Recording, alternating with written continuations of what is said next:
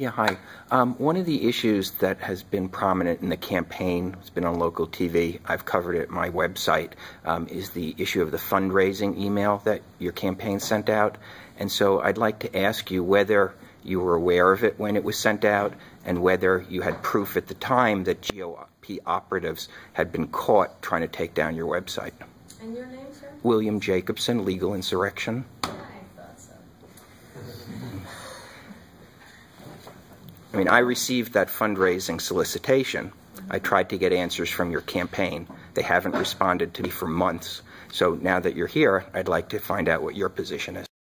Information to the press, as you know, there were, in a very short period of time, on a key fundraising deadline, September 30th, we learned that there had been, I think, something like 9 SQL injection attacks within about 35 minutes.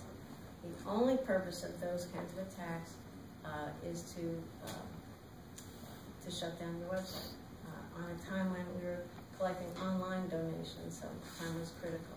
So we wanted the people who were considering looking to donate to know that we would be answering the telephone if they had a problem giving online. So that was the purpose of what we sent out. And I think if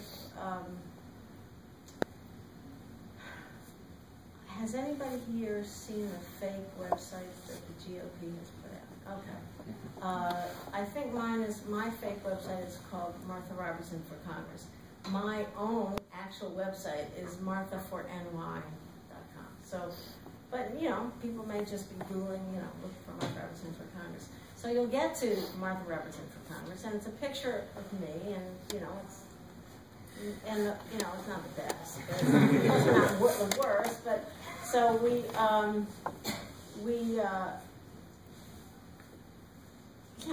knew you were when I came in. So now the logo looks like my logo, same colors, and it says, "Click here to donate to Martha Robertson." Mm-hmm. So, and like they actually lost a lawsuit. I think there was a complaint by a guy in Florida who, by mistake, they've got a dozen or more of these websites that the National Republican Campaign Committee officially has put up on the web, and their spokesperson is proud of these websites. So this guy in Florida donated about $1,000 to Alex Sink's opponent. Was his name Dave Jolly or something? So and he clicks on the site, he donates $1,000, and then it goes somewhere and says, "Thank you for helping us to defeat Alex Sink." And I'm like, what? So he ends up, he can't believe what he's just done. So he ends up, it gets on the news, it's on CNN, it's on, I'm sure it wasn't on Fox, but it's on CNN, it's on MSNBC, it's on the mainstream news that the Republican Party, as an official policy, has created these websites, and they are still up, and they're this Republican person. Can you remember his name, George? He's chortling about the fact that how smart they were to buy up all these URLs that were very similar to the official Democratic websites. They bought up all these other URLs, and how dumb the Democrats were for not doing this, because they were able to now, trick people into donating against the people that they wanted to support, and that they felt this was such a clever idea, and they really liked this, and they were going to expand the campaign, so expand the program.